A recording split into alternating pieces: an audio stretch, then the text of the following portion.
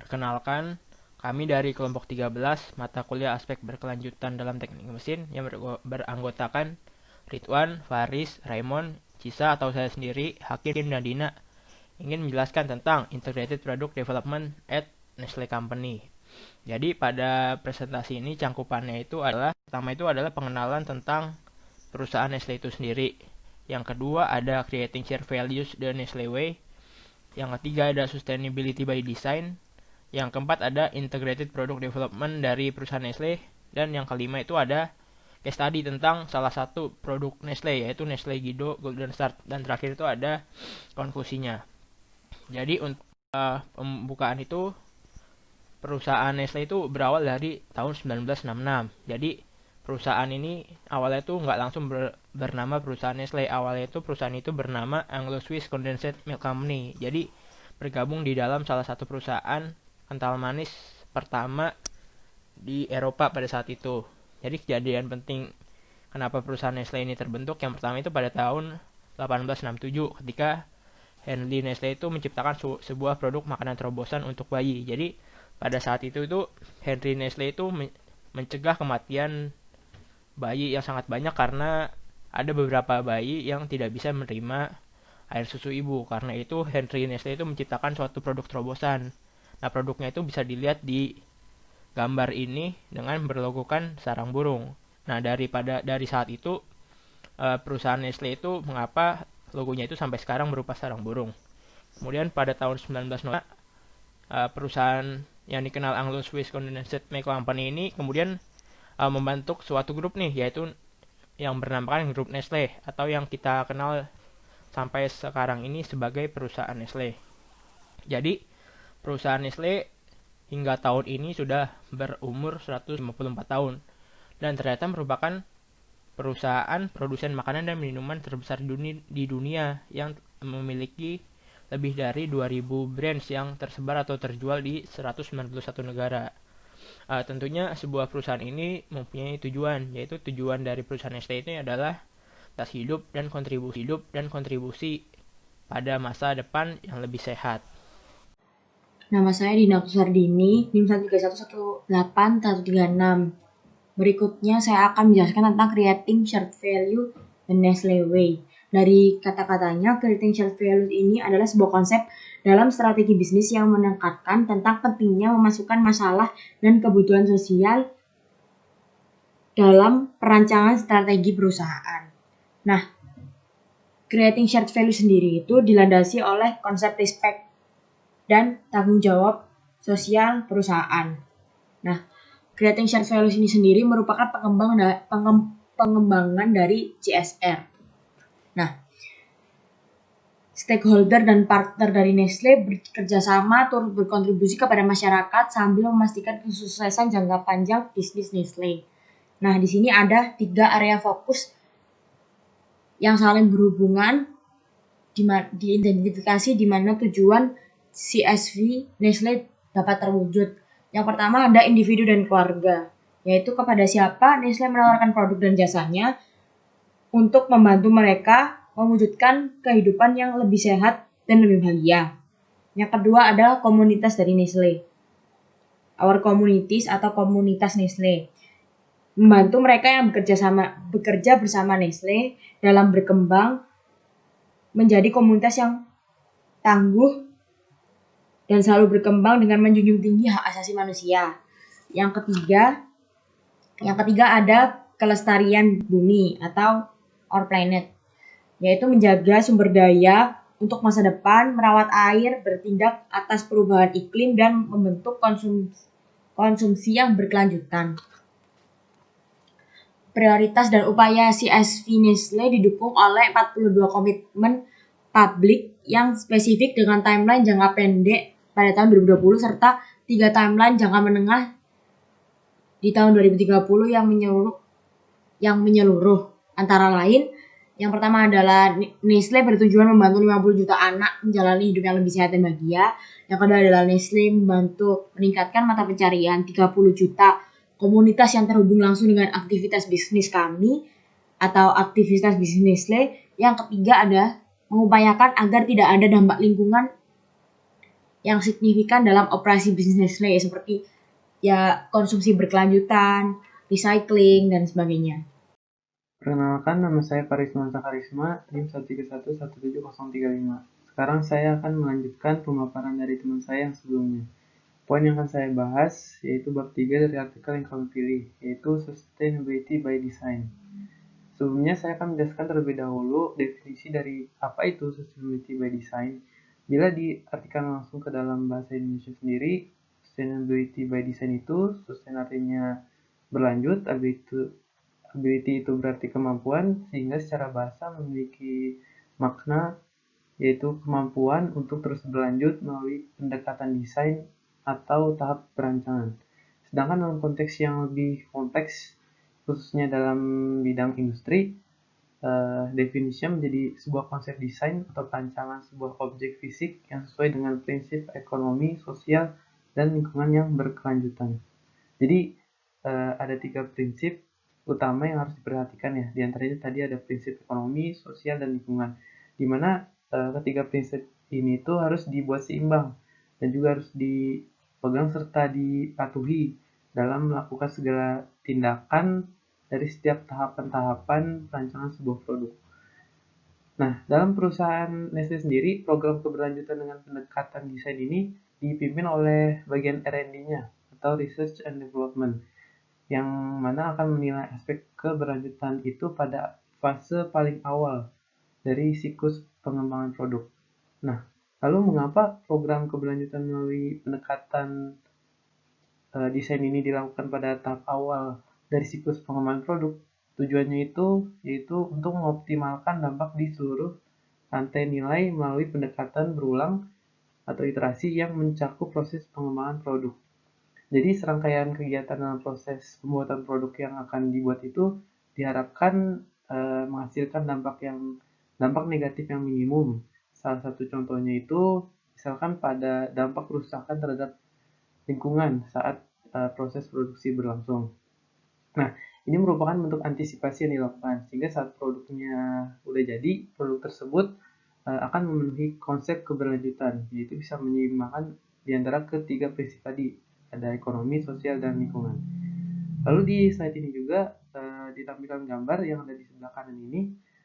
Di gambar tersebut menunjukkan elemen-elemen yang dipertimbangkan dalam penilaian keberlanjutan dari produk di perusahaan Nestle. Nah, bisa kita lihat ada 4 pertanyaannya yang tertera, di antaranya itu when to assess, kapan untuk menilai. Nah, itu di bawahnya itu dijawab yaitu pada berbagai tahapan dari proses pengembangan produk yang tahapan-tahapannya itu ada 6 ya di situ. Di antaranya itu yang pertama proses pembuatan ide, kemudian pengonsepan, lalu pengembangan, kemudian industrialisasi, launch, dan terakhir post launch. Dan kemudian yang pertanyaan yang kedua yaitu where is the value chain, di mana rantai nilai. Di bawahnya juga dijawab yaitu pada berbagai tahapan siklus hidup dari sebuah produk. Nah, di antaranya itu pada proses agrikulturnya untuk mendapatkan bahan bakunya, kemudian ada pada proses manufaktur dalam pengemasan produk, kemudian proses distribusinya, konsumsinya, dan sampai pada akhir siklus hidupnya. Kemudian pertanyaan yang ketiga, who is impacted? Siapa yang terdampak? Nah, di bawahnya itu ada 2 jawabannya. Yang pertama itu internal dan yang kedua itu eksternal dari stakeholder-nya. Nah, keduanya itu diantara lain seperti ada petani, ada supplier, ada pekerjanya, konsumennya, bahkan sampai planet bumi kita sendiri. Nah, yang terakhir, pertanyaan yang terakhir itu what is addressed? Apa yang ditangani? Yaitu kontribusi dari produk Nestle itu sendiri terhadap komitmen publik, kemudian ada isu materialitas, serta SDG atau Sustainable Development Goals. Nah, seperti yang sudah dijelaskan sebelumnya, penilaian dari keberlanjutan itu dilakukan pada fase paling awal dari siklus pengembangan produk. Dari situ, proyek tersebut dilakukan evaluasi-evaluasi dengan berbagai tahapan berikut ini. Ada 5 tahapan evaluasi totalnya. Yang pertama itu identifikasi peluang baik dari aspek lingkungan maupun aspek sosial. Kemudian yang kedua perbandingan dalam matriks materialitas perusahaan Nestle yang nantinya akan dijelaskan lebih lanjut pada slide selanjutnya. Kemudian yang ketiga itu berupa rencana aksi untuk mengurangi atau memanfaatkan potensi dampak. Kemudian yang keempat, penggunaan alat yang mencakup setiap langkah dalam rantai nilai atau value chain. Kemudian yang kelima itu pemberian peringkat khusus dari potensi dampak terhadap pelestarian lingkungan. Nah, pemeringkatan itu dilakukan berdasarkan KPI atau Key Performance Indicator, di mana KPI itu memiliki makna berupa alat ukur yang menggambarkan efektivitas perusahaan dalam mencapai tujuan misinya. Nah, setelah 5 tahapan evaluasi tadi itu dilakukan, biasanya juga dilakukan menggunakan tool, yaitu berupa Ecodex, yang juga biasanya dilakukan sebagai alat untuk menilai life cycle dari aspek lingkungan. Nah, lanjut dari pembahasan evaluasi poin yang kedua tadi mengenai perbandingan dalam matriks materialistis perusahaan Nestle. Secara garis besar, matriks ini tuh merangkum isu yang menjadi perhatian pada perusahaan maupun pemangku kepentingan atau stakeholder. Dapat dilihat pada matriks yang ada di slide ini, untuk sumbu vertikalnya itu berupa kepentingan stakeholder yang terdiri dari low dan high. Sedangkan untuk sumbu horizontalnya ini berupa dampak bagi perusahaan Nestle-nya sendiri yang terdiri dari moderate, significant, dan juga major. Nah, sebagai contoh, saya mengambil isu yang di sebelah sini, yaitu keamanan dan kesehatan para pekerjanya. Isu ini tuh dilambangkan dengan bentuk kotak. Nah, artinya apa? Artinya itu isu ini berpengaruh terhadap komunitas. Komunitas dalam hal ini adalah komunitas pekerja. Kemudian juga ada bentuk lingkaran, di mana isu tersebut berpengaruh terhadap individu dan juga keluarga. Kemudian yang terakhir ada bentuk segitiga, di mana isunya berpengaruh terhadap planet. Nah, si isu yang keamanan dan kesehatan pekerja ini berada dalam posisi kepentingan stakeholder yang rendah dan memberikan dampak yang signifikan terhadap perusahaan Nestle. Dan contoh yang lainnya, saya mengambil isu over and undernutrition di sebelah paling kanan atas ini, di mana relatif dibandingkan dengan isu-isu yang lain, isu over dan undernutrition ini berada pada posisi kepentingan stakeholder yang tinggi. Bisa kita lihat dari matriks di sini, dia berada di posisi yang paling atas. Sedangkan untuk dampak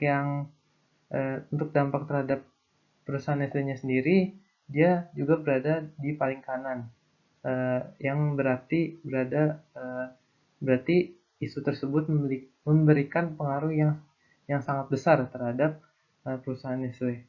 Nah, dengan demikian, maka diperlukan suatu usaha dan perhatian yang mendalam pada isu ini. Karena seperti yang kita ketahui, perusahaan Nestle itu sendiri merupakan perusahaan yang produksi makanan dan juga minuman. Sehingga kebutuhan nutrisi di dalamnya pun harus dalam kadar yang pas, tidak kurang dan tidak lebih. Dan tentunya juga memenuhi kebutuhan nutrisi dari setiap manusia. Nah, dalam integrated product development itu adalah yang pertama adalah prime. Nah, Nestle melakukan penelitian dengan pendekatan secara menyeluruh. Nah, pendekatan ini dinamakan oleh pendekatan prime. Tujuannya adalah untuk mengoptimalisasikan faktor kesehatan, preferensi, keberlanjutan, dan keterjangkauan konsumen. Nah, keterjangkauan ini dalam hal keuangan. Oke, nah pendekatan prime telah menunjukkan keberhasilan dalam pengembangan produk yang diinginkan oleh konsumen secara efisien dan efektif dan berkontribusi untuk terus mendorong Nestle untuk berinovasi dalam teknologi secara konstan demi konsumen, komunitas, dan bumi. Nah, Prime sendiri terdiri dari 3 langkah, yaitu identifikasi kebutuhan konsumen. Nah, sebagai contoh dari identifikasi kebutuhan konsumen, kita harus bertanya dulu apa yang penting untuk seseorang maupun keluarganya. Bagaimana cara mereka mengkonsumsi produk, apa yang mereka butuhkan, dan apa ketidakpuasan mereka, itulah contohnya. Nah, langkah pertama yang cukup penting untuk mengetahui apa yang konsumen inginkan, tapi tidak mengabaikan kebutuhan mereka. Nah, yang kedua adalah memahami kebutuhan dan perilaku konsumen. Hal ini dilakukan untuk mengetahui kebutuhan konsumen dan mengubahnya menjadi keistimewaan dan ciri khas dari produk yang kita kembangkan. Nah, yang ketiga ada produk yang mengacu pada konsumen dan penguasaan teknologi. Nah, ini adalah memiliki kunci untuk percepatan pengembangan produk, lalu identifikasi produk dan pengembangan teknologi. Nah, itu untuk lebih memuaskan konsumen berdasarkan faktor kesehatan, preferensi, keberlanjutan, dan keterjangkauan seperti slide sebelumnya. Nah, yang terakhir ada pengontrolan produksi. Nah, pengontrolan ini dilakukan untuk menyediakan produk dengan kualitas tinggi secara berkelanjutan untuk perseorangan atau keluarga yang memakai produk kami, produk Nestle. Pertimbangan nutrisi dalam pengembangan produk Nestle. Pada tahun 2004, peneliti Nestle mengembangkan Nestle Nutritional Profiling System atau NNPS sebagai panduan formulasi dan reformulasi nutrisi dalam mengembangkan produk Nestle. NNPS ini mengacu pada rekomendasi nutrisi dari Badan Kesehatan Dunia atau WHO, organisasi internasional lainnya, dan organisasi-organisasi nasional yang berhubungan dengan kesehatan. Jika semua target yang disyaratkan dalam NNPS ini terpenuhi, maka produk tersebut dapat dikatakan telah mencapai Nutritional Foundation atau NF. Pengujian nutrisi difasilitasi dengan suatu alat yang diluncurkan secara global di Nestle dan telah digunakan oleh lebih dari 1.000 pengembang produk dan ahli gizi. Pengujian ini merupakan tingkat dasar dalam proses pengembangan produk dan memandu peningkatan produk lebih lanjut. Untuk memberikan contoh, dalam menerapkan metode PRIME dan konsiderasi nutrisi dalam Integrated Product Development oleh Nestle, kita akan melihat case study sebagai berikut adalah pengembangan produk Nestle Nido Golden Start yang dilatar belakangi karena banyaknya anak sekolah dasar yang melewatkan sarapan. Berdasarkan hasil dari berbagai studi, 10-30% anak sekolah dasar melewatkan sarapan dengan salah satu alasan terbesar karena orang tua kurang memiliki waktu untuk menyiapkan sarapan bagi anaknya. Jika kita melihat syarat sarapan yang baik adalah sarapan yang memberikan 20-30% kebutuhan energi harian dengan kombinasi makanan padat dan cair. Makanan yang mengandung protein, buah-buahan, sayuran, dan whole grain merupakan yang paling direkomendasikan. Untuk menyelesaikan problem tersebut, Nestle melakukan inisiatif untuk menghasilkan produk yang menjawab masalah sarapan tersebut. Nestle menerapkan metode PRIME dan Nutritional Assessment dengan NNPS yang menghasilkan langkah-langkah produk development sebagai berikut. Yang pertama adalah melakukan analisis data konsumen. Hal ini dilakukan untuk mendapatkan preferensi dari konsumen dan apa yang sebenarnya dibutuhkan oleh konsumen. Kedua, menentukan target nutrisi yang diinginkan dengan metode NNPS. Yang ketiga adalah melakukan brainstorming stage di mana para Research and Development Officer yang ada di kantor-kantor Nestle memberikan desain-desain awal untuk proses dan produk yang akan dibuat atau kandidat yang akan dibuat. Keempat adalah menentukan produk yang sesuai dengan target nutrisi yang ingin dicapai. Kelima, melakukan preference mapping untuk mengetahui target pasar yang ingin dituju. Yang keenam adalah melakukan uji validasi dari produk final. Uji validasi ini dilakukan dengan menggunakan metode 60-40, yaitu suatu metode di mana produk dari Nestle akan diuji kepada sampel, dan jika 60% dari sampel memprefer brand ini daripada produk sejenis atau ada produk kompetitor, maka produk dari Nestle ini akan ready untuk di launching. Ketujuh adalah melakukan evaluasi aspek keberlangsungan lingkungan dari produk final. Ya.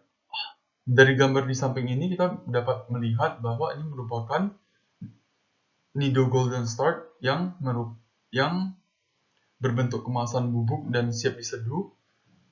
Nido Golden Start ini merupakan suatu minuman seperti sereal yang siap untuk diminum dan cepat untuk dibuat di pagi hari. Nido Golden Start ini mentargetkan target pasar anak sekolahan dengan rentang usia 4-8 tahun. Produk ini memberikan 12% kebutuhan energi harian untuk target pasar yang dituju. Pengembangan Nido Golden Start ini juga mendukung komitmen Nestle untuk yang pertama adalah menginspirasi hidup yang lebih sehat, menyediakan produk yang sehat dan enak. Yang ketiga, menjaga lingkungan hidup. Ya, itu merupakan contoh studi kasus dari penerapan metode Prime dan nutrisi assessment dengan menggunakan NNPS. Terima kasih. Oke, jadi dari presentasi yang sudah disampaikan di atas, sebagai industri makanan, ternyata itu perusahaan Nestle itu juga turut berpartisipasi dalam mencapai tujuan pembangunan berkelanjutan atau SDG. Terutama yang dicapai itu adalah SDG poin yang ketiga tentang kehidupan sehat dan sejahtera. Nah, jadi perusahaan Nestle ini mencapai SDG poin 3 ini melalui apa? Tentunya itu melalui produk-produknya, melalui inovasi dan pengembangan produk yang berdasarkan analisis konsumen. Tentunya dalam inovasi dan pengembangan produk ini, perusahaan Nestle itu selalu mengedepankan tujuannya, yaitu adalah peningkatan kualitas hidup dan berkontribusi pada masa depan yang lebih sehat. Oleh karena itu, perusahaan Nestle itu turut berpartisipasi nih untuk pencapaian SDG poin ketiga. Selain itu, di dalam pengembangan produknya ini, tentunya itu perusahaan Nestle itu bersikap proaktif dan memahami aspek kebutuhan dari tiap-tiap konsumennya. Dari dua hal tersebut merupakan hal yang membuat perusahaan Nestle itu sampai sekarang itu menjadi salah satu perusahaan makanan dan minuman terbesar di dunia, karena selalu mengembangkan produknya dan tepat sasaran untuk konsumen-konsumennya. Sekian penjelasan dari kelompok kami, terima kasih.